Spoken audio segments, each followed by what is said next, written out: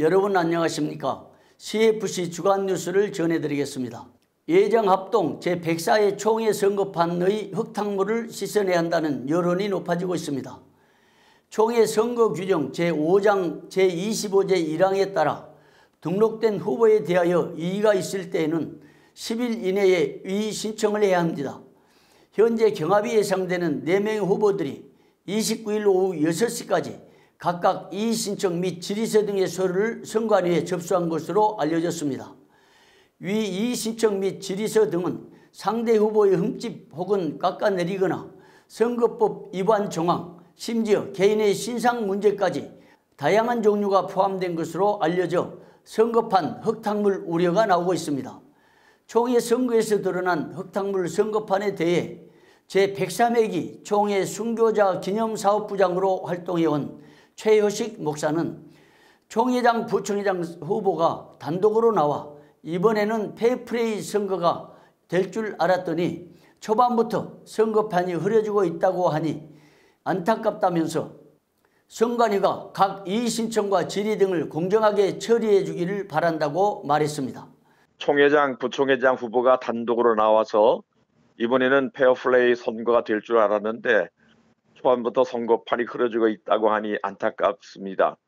이런 상황에 대해서 선관위에서 선거 규정에 따라 공정하고 엄격하게 처리해서 좋은 선거 문화를 만들어가는 총회가 되면 좋겠습니다.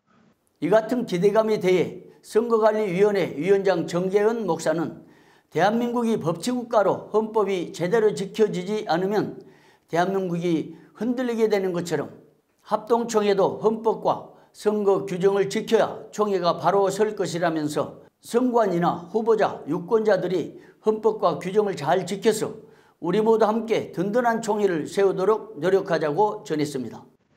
헌법 제대로 지켜지지 않으면 대한민국의 정체까지 흔들리는 것처럼 우리 대한민국의 우리 합동본 교단도 헌법이 있고 선거 규정이 있는데 그런 규정들을 준수해야 질서가 서는 것이지 어떤 법대로 규정대로 철저히 하려고 노력을 합니다. 다음 소식입니다. 예장 합동에 한 교회 두 목사, 한 노예 두 노회장이 있어 갈등이 극에 달하고 있습니다. 이 같은 사태는 총회가 마땅히 지켜야 할 법질서를 무시한 탓이라는 지적이 나오고 있습니다. 문제는 이 같은 사태가 제103회기만의 문제가 아니라는 데 있습니다. 제99회기부터 무너진 법질서가 지금까지 이어오고 있습니다. 이처럼 무너진 법질서로 인해 그 피해는 고스란히 수많은 성도들이 안게 되어 안타까움이 커지고 있습니다. 각 교회와 노예 상황은 이렇습니다. 광주 산수제일교회는 한 교회에 2명의 목사가 4주 연속 매주일 강단 전쟁을 벌이고 있습니다. 두 목사는 서로 당회장이라면서 윗강대상과 아랫강대상을 번갈아가며 점령한 후 소란 중에 예배를 드리지만 교인들만 큰 피해를 입고 있습니다. 사법의 가처분과 총회 재판국에서 판결이 나왔음에도 불구하고 해당 노예는 법질서를 외면하고 당회장을 파송하고 있으며 총회도 이를 바로 지도하지 못하고 있습니다. 충남노예는 속회파와 정회파로 나누어져서 5년여 동안 해결을 보지 못한 채 극한 대립을 겪으면서 두 노회장이 존재하고 있습니다. 정회파는 사법의 가처분 1심, 2심 모두 이겼으나 총회는 사법의 판단을 무시한 채 정치적으로 사법의 패한 쪽에 손을 들어줌으로써 노예의 혼란이 계속되고 있습니다. 한성노예 역시 두 노회장이 서로 정통을 주장하고 있습니다.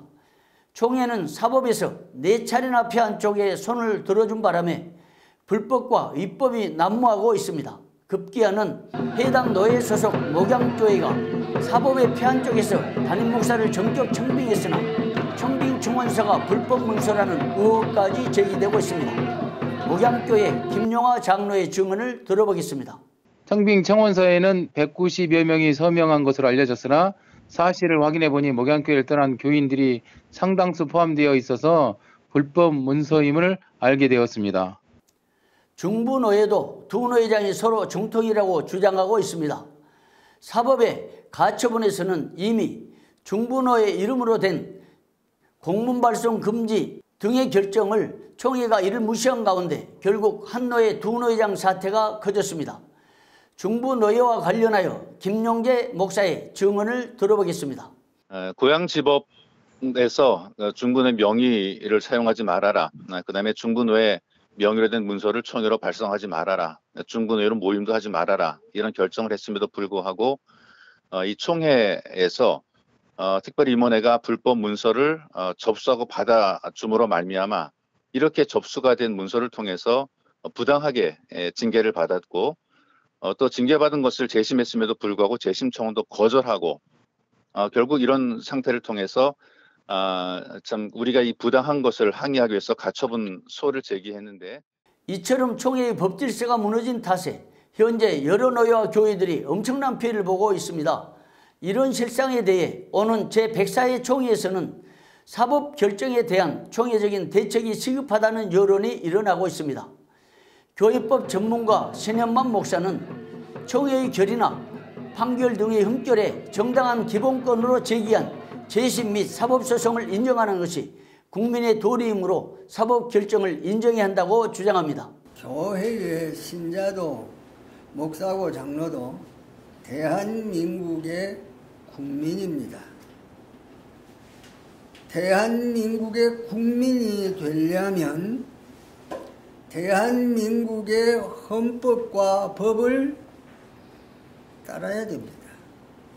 무슨 말인지 이해가 되겠죠? 예? 국가의 법을 거부해서는 안 됩니다.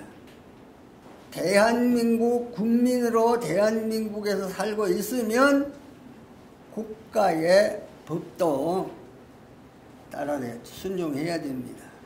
총신대 신학대학원 서창원 교수 역시 교회와 국가의 관계에서 교회법과 국가법은 상호협력적 관계라는 입장을 밝힙니다.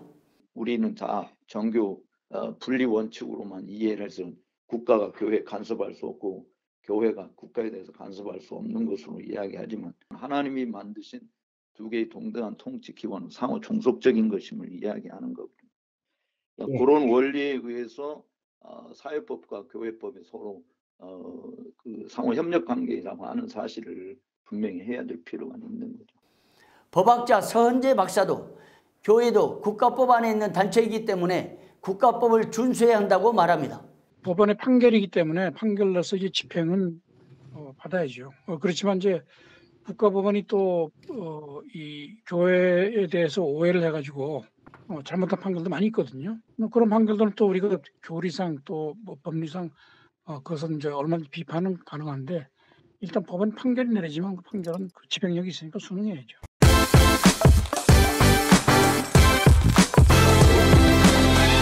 네, 오늘은 평안교회 증경노회장이자 현재 대명교회 담임 목사이신 김종일 목사님과의 인터뷰를 진행하도록 하겠습니다. 네, 목사님 안녕하세요. 예, 안녕하세요. 네, 피켓전도라는 책을 출판하신 걸로 알고 있습니다. 예. 이 피켓전도가 과연 무엇이고 이거를 시작하게 된 동기를 먼저 들어보고 싶습니다. 그러니까 재작년에 갑자기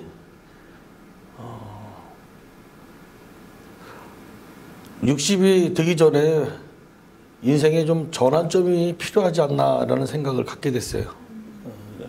30여 년 목회를 해왔는데 뒤를 돌아보니까 부끄러운 것뿐이고 지은 게 죄밖에 없어가지고 이젠 좀 철 좀 들어야 되겠다. 그러면서 교회 띠를 두르고 거리로 나가게 됐죠. 거리를 나가서 혼자 전도를 하다가 올해 그 선거 6월 달에 그 선거가 있을 때 그 운동원들이 피켓을 들고 자기 당 선전을 하더라고요. 그런데 국회의원으로 당선된 분이 당선 감사 인사를 하느냐고 지하철에서 피켓을 들고 있는데 그 피켓이 눈에 확 들어오더라고요. 그래서 그거를 같이 사진 좀 찍자고 축하한다고 하면서 사진을 찍어가지고 와가지고 그 출판사에 있는 작은 며느리한테 보여줬어요. 너 이거 만들 수 있냐? 그랬더니 만들 수 있다고 그러더라고요. 그래서 그 내용만 제가 이제 적어주고 그랬더니 제작을 해가지고 왔어요. 그래서 무조건 거리로 나가서 그 피켓을 들고 도로에 서 있었어요. 그리고 지나가는 사람들한테 안녕하세요, 좋은 날 되세요, 그렇게 인사를 하면서 지나가는 차량에게 이제 손을 흔들어 주셨죠. 그랬더니 맨 처음에는 그렇게 이상하게 쳐다보시던 대다수의 분들이 1년이 지나가니까 먼저 인사해 주시고, 특히 이제 버스 기사분들은 아주 거수경례도 해주시고 손도 흔들어 주시고, 갈수록 지역 주민들과 친분이 쌓이게 되고 하니까 뭐 부담도 안 되고, 그다음에 무슨 말을 막 먼저 시켜서 그런 상황을 연출하지 않고 그냥 피켓에 오직 예수 그 내용들만 그분들이 보고, 그분들이 이제 판단하고, 다가오는 사람들은 다가오고, 피해 가시는 분들은 피해 가시고, 이제 그렇게 지금까지 지내왔어요.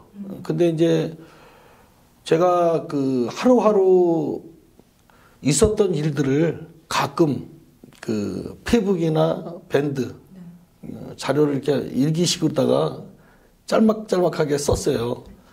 그런데 어느 날 한치호 목사님이 연락이 됐어요.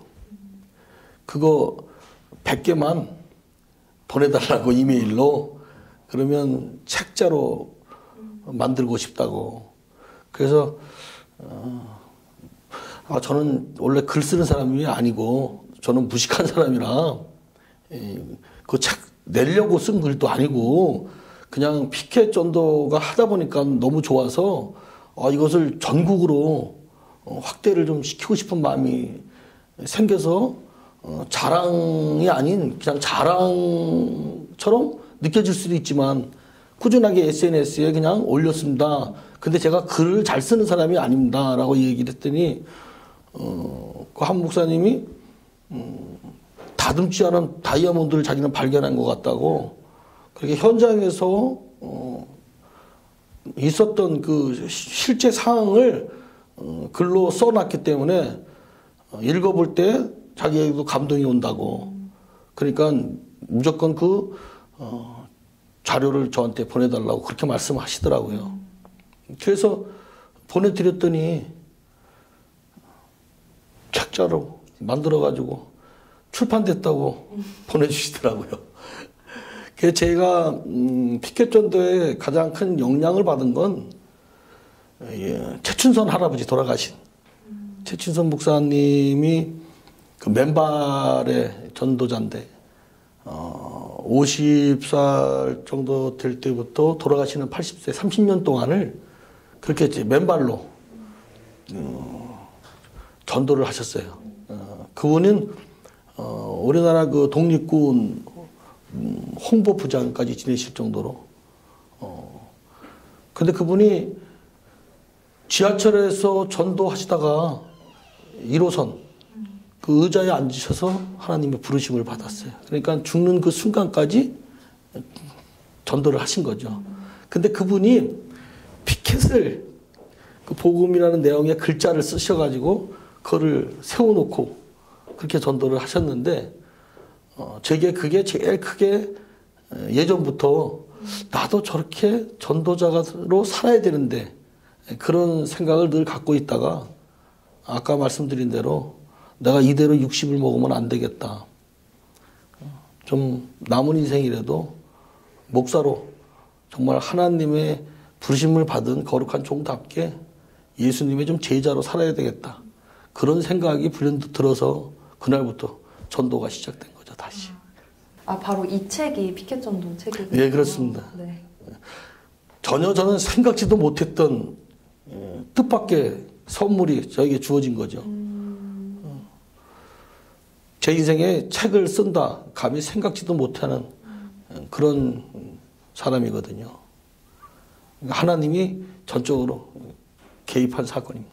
그러면 이렇게 피켓을 직접 들고 발로 뛰는 전도를 하신 건데 예. 아무래도 그러다 보면 돌발 상황이나 예상치 못한 일들이 생길 수도 있다고 생각을 합니다. 그러면 가장 기억에 남는 에피소드나 그랬던 게 있나요? 일단 신고가 들어가서 경찰과 구청에서 나오죠. 근데 그들에게 신고가 들어가면 일단 나와야 됩니다. 근데 그분들이 와서 어떤 분은 뭐 한 20분, 30분 지켜보기도 하시고 말도 걸어 오시는데 피켓이라는 게 뭐 고성방가를 하거나 지나가는 행인들에게 무슨 부담을 주고 아니면 피해를 주는 게 전혀 아닌 것을 알고 그냥 인사하고 돌아가시더라고요. 그리고 이제 제가 혼자 전도를 하다 보니까 부교육자들이 전도를 따라오더라고요. 우리 교회는 뭐 전도를 하라고 명령하고 뭐 지시하고는 하지 않거든요. 어차피 제가 하고 싶어서 하는 거였으니까. 그러다 보니까 아침에 새벽 기도를 나오면 6시에 밥을 먹어요, 아침을. 그리고서는 거리 전도를 나가면 출근 시간까지 거리 전도를 하다가 교인들은 직장으로 가시고 그리고 이제 계속 이어지죠. 이어지는데 그 전도팀에게는 사건들이 상당히 많습니다. 정신 이상 할머니가 뒤에서 갑자기 머리채를 휘어잡는 상황도 생기죠. 그리고 뭐 욕하고 가는 사람도 많고요. 그런데 아직까지 그렇다 할 뭐 큰 사건은 없었다고 봅니다. 왜냐하면 전도 이 피켓으로 한다는 것이 그렇게 뭐 지나가는 분들에게 미소를 드리는 것이거든요. 오늘 하루 힘을 내세요라고 인사하는 것이기 때문에 그렇게 전도하는 걸 싫어하는 사람들의 그 반응도 예전에 그 전도 방법 할 때에는 상당히 극단적으로 나온 사람들이 많았었는데 이 피켓 전도는 그렇게 심하게 부딪히는 뭐 충돌 사건이나 돌발 사건 같은 거는 그렇게 크게 일어나지는 않았습니다. 예. 그러면 아까 목사님께서 말씀하신 것처럼 최춘선 목사님께 많은 영향을 받아서 피켓 전도를 시작하게 됐다고 하셨는데 그러면 김정일 목사님께서는 이 피켓 전도를 통해서 이루고 싶은 비전이나 앞으로 나아갈 방향성에 대해서 마지막으로 여쭤보고 싶습니다. 그러니까 어차피 전도는 미련한 것인데 전도 가지가지 방법을 다 해봤습니다. 해보고 하다가 또 안 되니까 중단하고 교회는 저는 작은 교회거든요. 그런데 이 피켓 전도를 시작하면서 야 이거 한국 교회가 전도되어지는 한국 교회가 다 이 피켓 전도를 했으면 좋겠다. 이제 그런 마음이 생기더라고요. 그런데 계속 제가 SNS에 글을 올리고 동영상 올리고 사진을 올리다 보니까 여러분들이 교회로 찾아오시고 또 그리고 연락이 오더라고요. 피켓을 어떻게 만드느냐 뭐 이런 질문이 들어오는데 마침 동기 중에 한 사람이 이 피켓을 어디에 의뢰해가지고 구매를 했더라고요. 근데 거기도 크리스찬인데 가격을 상당히 저렴하게 주셨더라고요. 그래서 제가 며느리에게 부탁을 해가지고 이 피켓의 원본을 그쪽으로 다 넘겼어요. 배지는 못했는데 그리고 그쪽을 계속 제가 광고로다가 내보냈죠. 피켓은 그쪽으로 주문하시라고. 그랬더니 지금 현재 전국에 거의 100여 교회가 똑같이 교회 이름만 바꾸고 교단 마크만 바꿔서 이 피켓 전도를 지금 하고 있는데 그분들이 전화가 오시는데 제가 체험한 그 놀라운 그 간증이 그분들에게도 똑같이 있더라고요.